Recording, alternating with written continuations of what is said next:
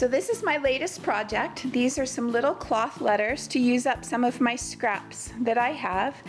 I wanted to do it so that my little granddaughter, Gracie, can learn to spell her name, her brother's name, and of course mom and dad. And there may be pets' names, there could be other names, but I did them all so each name matches. So when they're all mixed up with the rest of the alphabet that I'm gonna do, that she could find the ones that match, and that will be the start of being able to spell each of the names. So she will do Gracie for her name, her brother, mom and dad, of course. And I thought, well, this is really kind of fun. I'm going to be sure to do enough to do happy birthday. You could put it on these little strings like this with these little tiny clothespins for decoration. Say happy birthday Gracie, happy birthday Micah, whatever. You could also do the same technique and do Merry Christmas or whatever your heart's desire. So let's don't delay. Let's get started right away to learn how to make these. The base I'm using for these little alphabet blocks is Pelon Peltex 70 Ultra Firm Stabilizer. It's a stabilizer for accessories, craft, home decorating, and quilting. And it looks like this. Comes in a bolt. You buy it by the yard. I've had this for a long time, so I assume that you can still get it.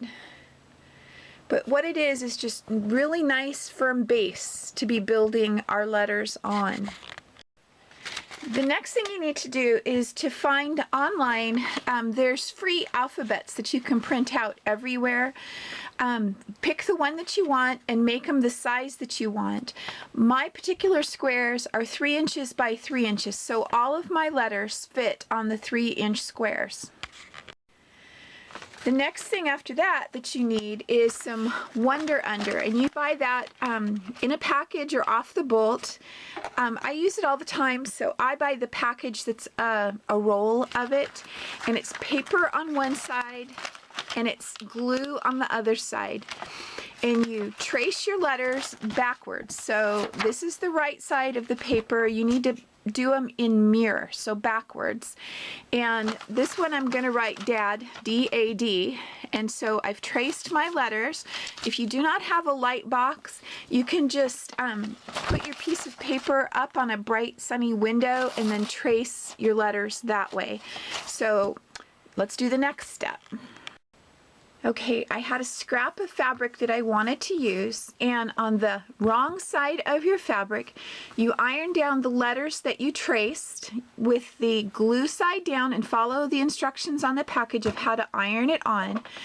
Let it cool for just a second. Now I'm going to cut all of my letters out. Okay, my letters are cut out, and this is what I'm going to use for my background fabric on the little letter block, and I've ironed the Wonder Under on the back of all of these, and these are my little Pelon blocks that I'm going to use. Now, I went ahead and I ironed on this after I had cut the fabric out, and also when you iron it onto these, they're already cut out. So sometimes it's kind of hard to see, but you might have a little bit of it hanging over the edge so that you don't iron it to your ironing board. This is just a piece of parchment paper like you use when you bake cookies or something like that.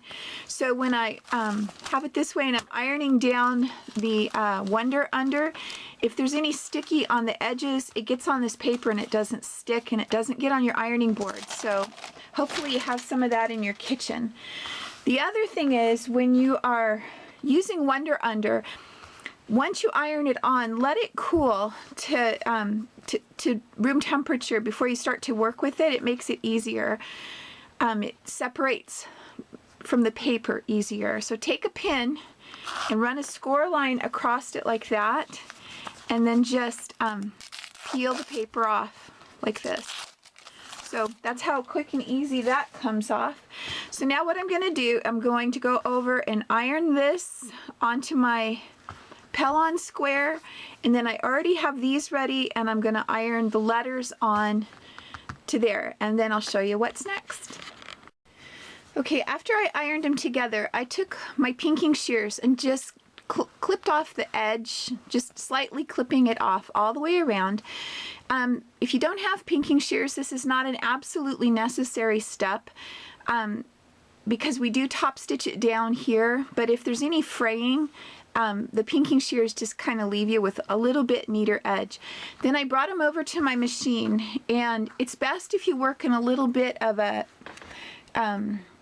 assembly line fashion. Do all of like each step at the same time so that you don't have to set your machine up different.